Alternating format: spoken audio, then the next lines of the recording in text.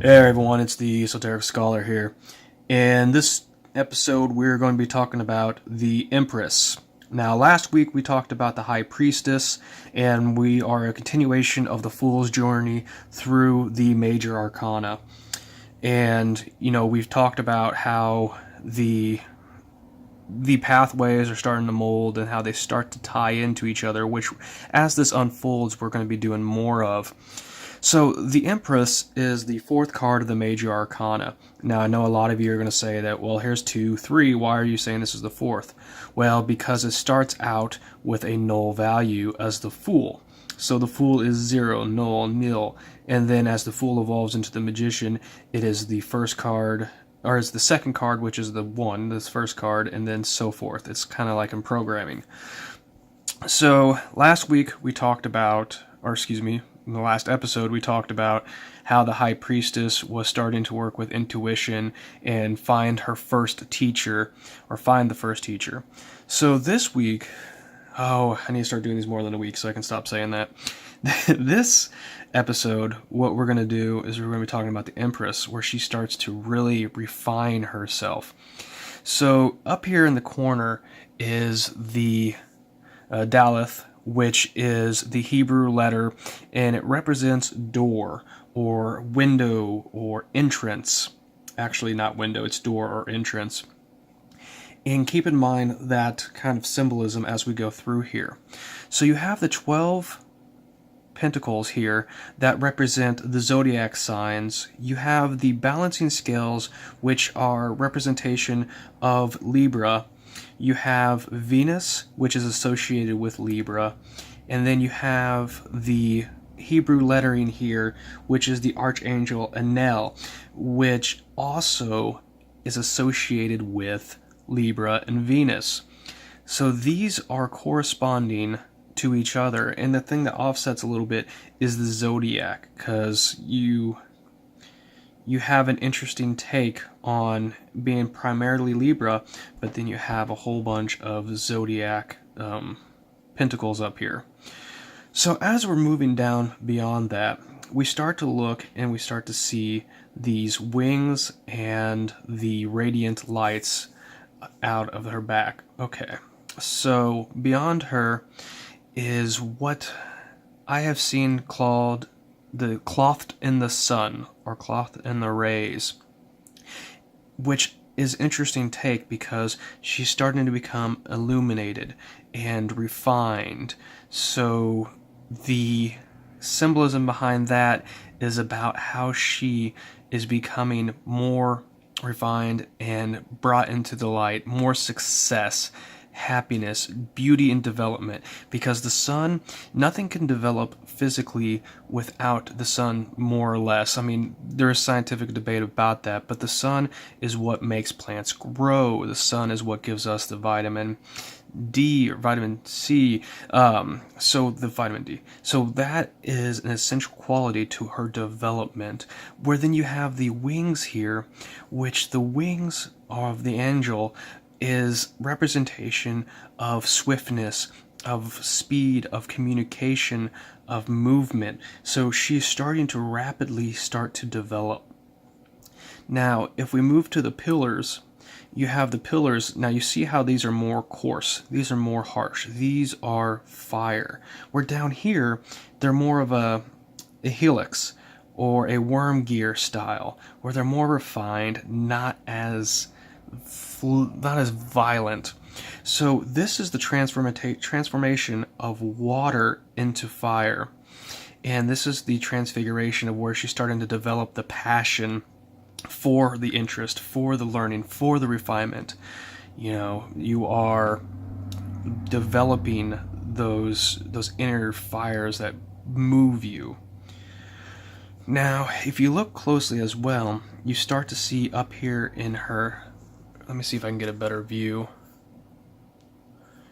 You start to see where she starts to, you see those little circles and those little circles up there, and then this emblem.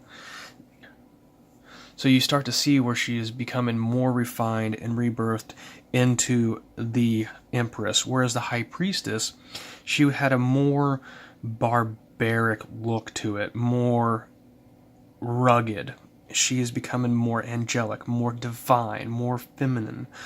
So you have also the scepter here. Some say this is a diamond scepter when I'm saying it is emerald, because emerald is associated with the Empress, associated with the coloration of the Empress.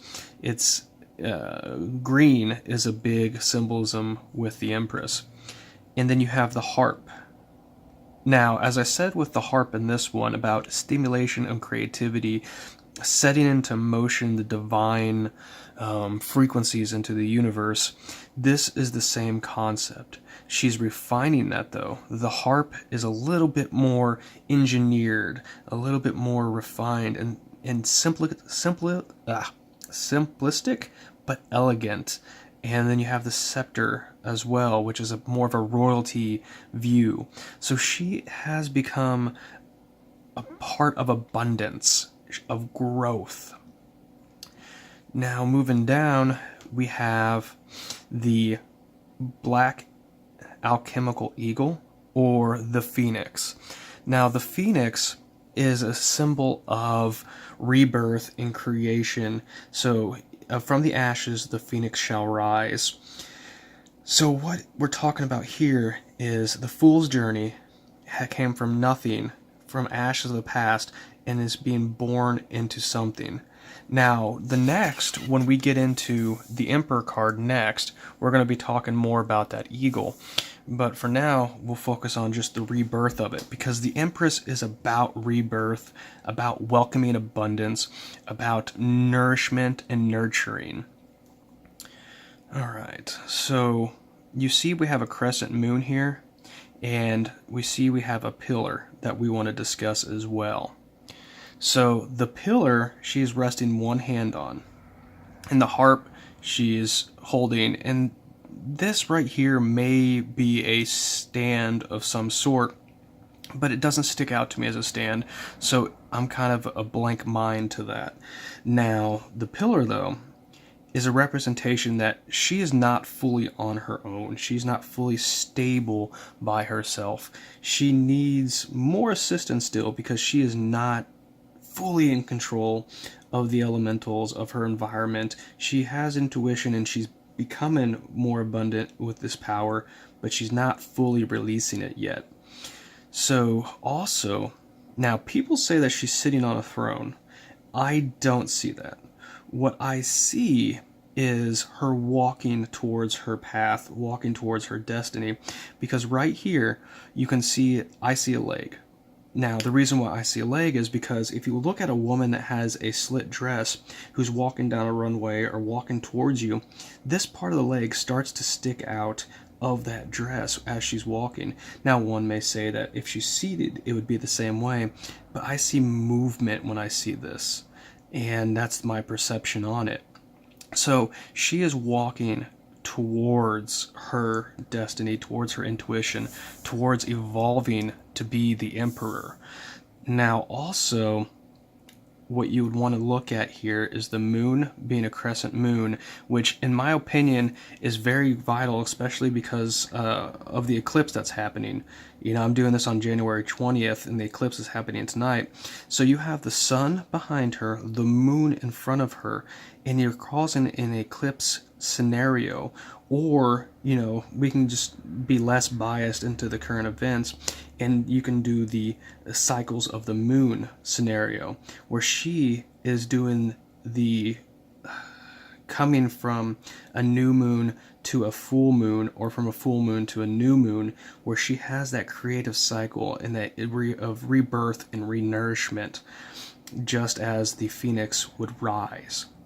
So that is what I'm seeing here. And if we did interpret this as the eclipse, what we would say is that it's the new beginnings and the ending of a cycle. So very similar to the scenario with the moon waxing and waning. So that is the Empress. And I'd like to know what you think in the comments. Tell me what your thoughts are. And join us on Patreon, because if you're on Patreon, you're going to get these sooner. I'm going to start releasing these hopefully 2 or 3 times a week, depending on how quickly I can put these together. There are several hours of research and thinking about and meditating with these before I post them. So it takes a little bit of time, and I know you guys want them. So if you want them sooner, you should become a patron on Patreon to help support the focus on this, because I love doing them. I will get these done sooner and faster, and I appreciate everyone who has commented and subscribed. Thank you.